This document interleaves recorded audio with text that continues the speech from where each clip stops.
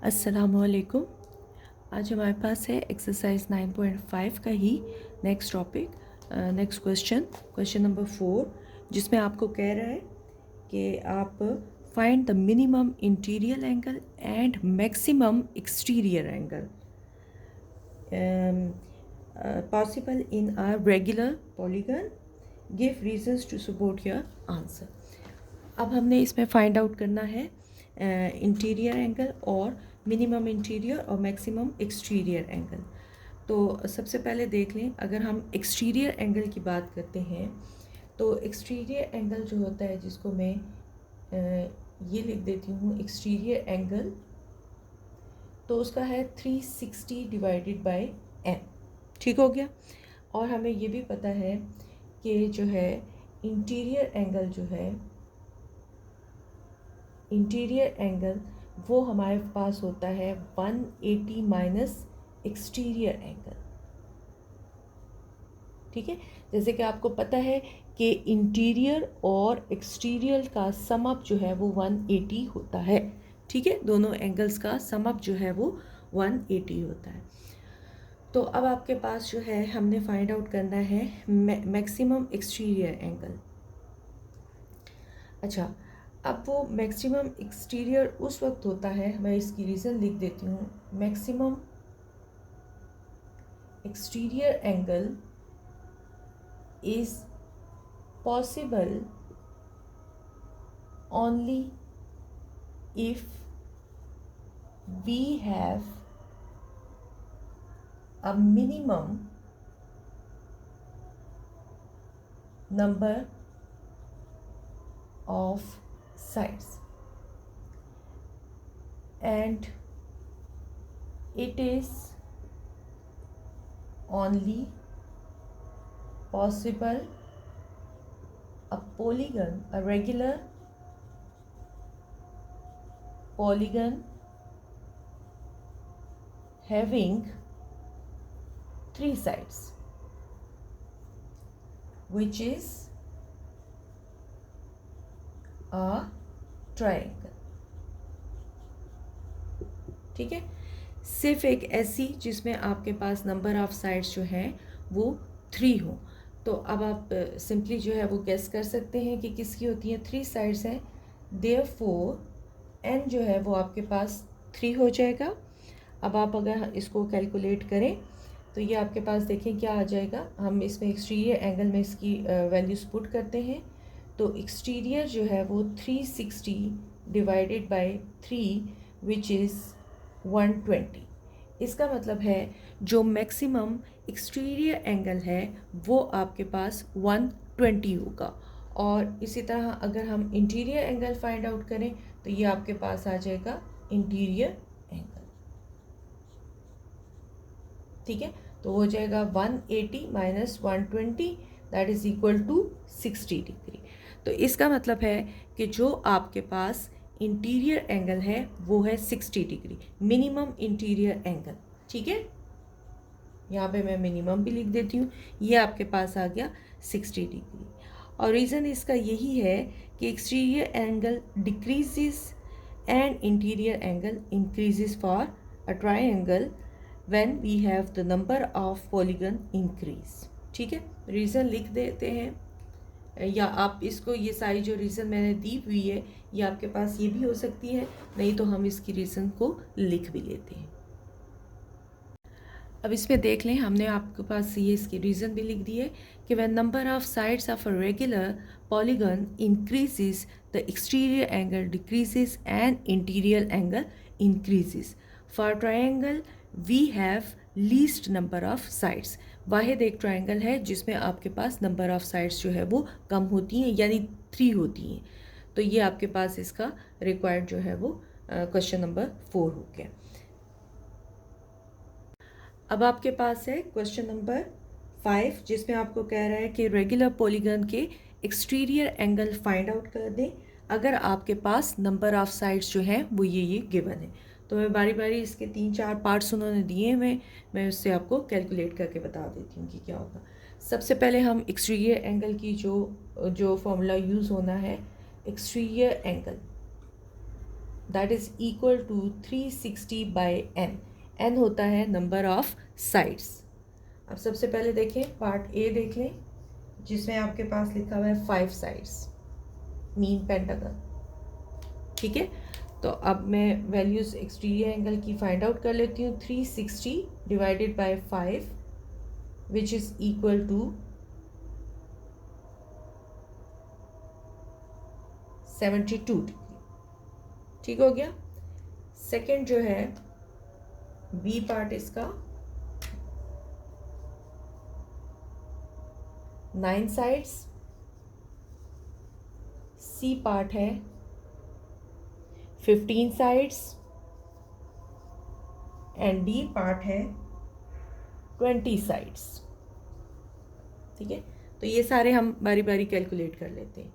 तो ये हो गया आपके पास एक, फिर अगेन 360, मैंने फॉर्मूला एक ही बार ऊपर लिख दिया है,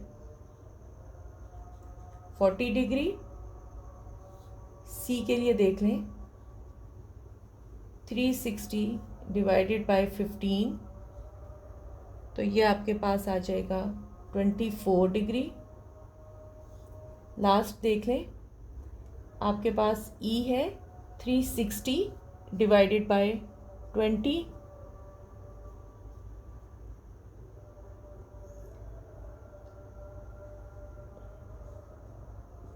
एटीन डिग्री।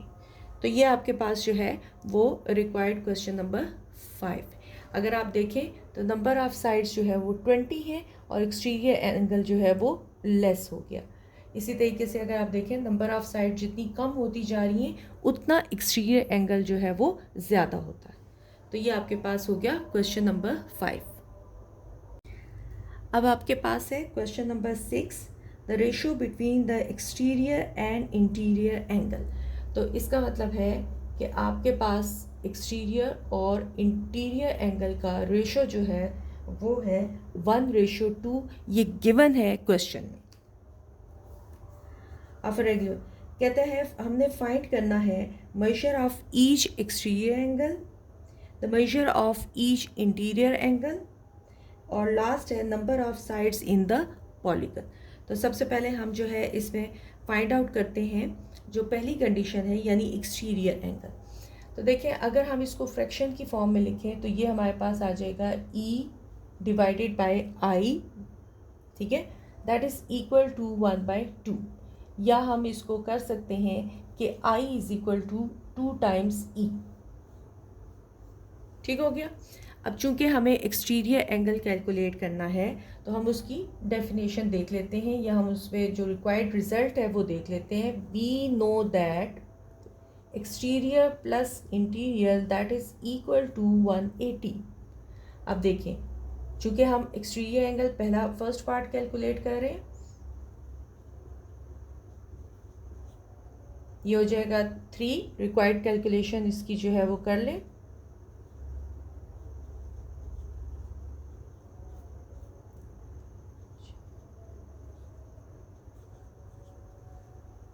तो ये आपके पास आ गया एक्सटीरियर एंगल जो है वो 60 डिग्री। ये आपके पास इसका एक आंसर। सेकंड आपको कह रहा है कि इंटीरियर एंगल फाइंड करो, तो यहीं से हम निकाल लेते हैं। ये देखें इंटीरियर 180 माइनस एक्सटीरियर। चूँकि हम एक्सटीरियर एंगल निकाल चुके हैं तो हम इसको लिख सकते हैं 180 minus 60 which is equal to 120 degree.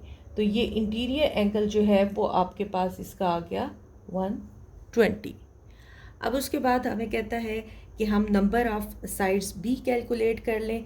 तो हमारे पास सारी चीज़ें हैं मौजूद, हम इजीली इसको कैलकुलेट कर सकते हैं। सी देखें, आपके पास है ई एक्सटीरियर एंगल होता है 360 डिवाइडेड बाय एन। एन को आप उठा के इधर ले आए 360, चूँकि ई जो है उसकी वैल्यू हमारे पास 60 डिग्री है तो हम इधर 60 पुट कर देते हैं। ये आपके पास आ जाएगा n इज़ इक्वल टू 6, यानी 6 साइड्स की है जो आपके पास एक डायग्राम है। नंबर ऑफ साइड्स का उसने जो पूछा था वो सी पार्ट में आपके पास 6 आ गए। तो ये आपके पास हो गया question number 6।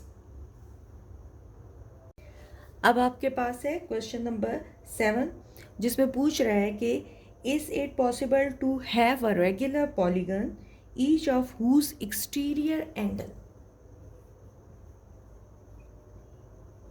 50 degree, give reason to support your answer. अच्छा, सबसे पहले तो हमें पता है एक्सटीरियर एंगल आपको गिवन है, आप लिख लें e 360 divided by n, n is equal to 360 divided by e and 360 divided by 50 which is equal to 7/7.2। अगर आप देख लें तो नंबर ऑफ साइड्स जो हैं वो कभी इस तरीके से नहीं हो सकती। Number of side is always in as a whole. ठीक है, तो इसकी रीज़न जो है वो लिख लेते हैं कि side measurement is not possible, side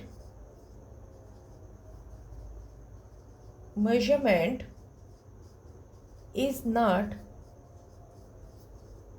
possible in fraction. It must be as a whole. ठीक है, as a whole. Therefore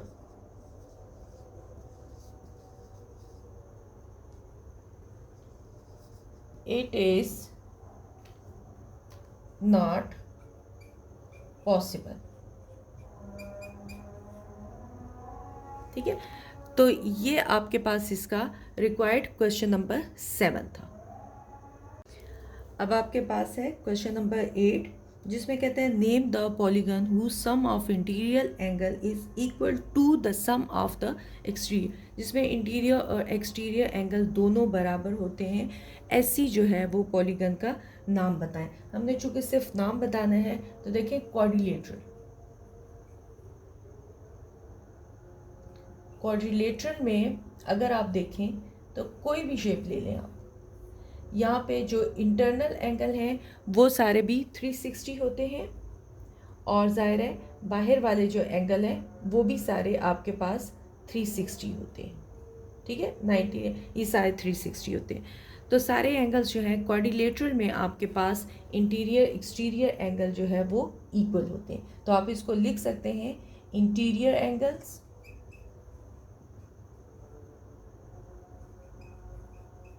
objective का ये क्वेश्चन हो सकता है डेफिनेटली, और exterior angle that is 360 and 360, the case is quadrilateral. ठीक हो गया, दोनों में आपके पास ये 360 होते हैं। ठीक हो गया, तो यहाँ पे ये आपके पास क्वेश्चन नंबर 8 हो गया। अब आपके पास है question number 9, the sum of all interior angles of a regular polygon is 4 times the sum of its exterior angle. Identify the polygon. हमने polygon के बारे में बताना है जिसमें इंटीरियर एंगल जो है, interior angle that is 4 time the exterior angle. तो सबसे पहले तो हमने इसमें नंबर ऑफ साइड्स कैलकुलेट कर लेनी है, उसके बाद हम आइडेंटिफाई भी कर लेंगे। हमें पता है कि इंटीरियर एंगल के लिए हम क्या यूज़ करते हैं, जो फॉर्मूला आपको दिया हुआ है आप उसी के अकॉर्डिंगली इन दोनों के फॉर्मूले पुट करके आप कैलकुलेट कर लें। तो n-2 मल्टीप्लाई बाय 180 4 360, यहाँ पे आ जाएगा n-2 4 360 divided bye 180 which is equal to 2 which is equal to 8. तो n-2 that is equal to 8, n 8 plus 2 that is equal to 10. अब 10 साइड्स हैं, ठीक है, 10 साइड्स हैं, तो ये कौन सी डायग्राम वो हो सकती है पॉलीगन, डेकागन। अगर आप पीछे देखें तो आपके पास एक लिस्ट उन्होंने बना के दी है जिसमें उनके मुख्तलिफ नाम जो है वो उन्होंने दिए हुए। ठीक हो गया, तो ये आपके पास क्या कहलाएगा, डेकागन। तो ये हो गया क्वेश्चन नंबर 9। अब क्वेश्चन नंबर 10 देखें। N exterior angle of regular polygon is 12। Exterior angle आपको दे रहा है, वो आपके पास है 12। कहता है what is the sum of all interior angles, जितने भी इंटीरियर एंगल्स हैं उनका जो है वो सम क्या है। तो सबसे पहले तो हम फाइंड आउट कर लेते हैं इसमें नंबर ऑफ साइड्स। तो ये हो जाएगा 360 डिवाइडेड बाय n और ये हो गया 12। अब n आपके पास आ जाएगा 360 डिवाइडेड बाय 12, जो कि आपको आंसर देगा 30। ठीक है, नंबर ऑफ साइड्स जो है वो आपके पास 30 आ गई। अब आपको पता है क्या है, सम हमने फाइंड आउट करना है। तो सम ऑफ इंटीरियर एंगल्स वो आपके पास होगा n-2 मल्टीप्लाई बाय 180। चेक कर लें, यहाँ पे आपके पास आ जाएगा 30 - 2 मल्टीप्लाई बाय 180, ये आ जाएगा 28 मल्टीप्लाई बाय 180, जो कि आपको देगा 5040। तो ये आपके पास इसके इंटीरियर एंगल्स के सम हो जाएंगे। तो ये आपके पास है रिक्वायर्ड क्वेश्चन नंबर 10। इसके साथ ही हमारी यहाँ तक जो है लेक्चर कंप्लीट होता है। अगले लेक्चर में हम बाकी के रिमेनिंग क्वेश्चंस के साथ मिलते हैं। बहुत शुक्रिया, अल्लाह हाफिज़।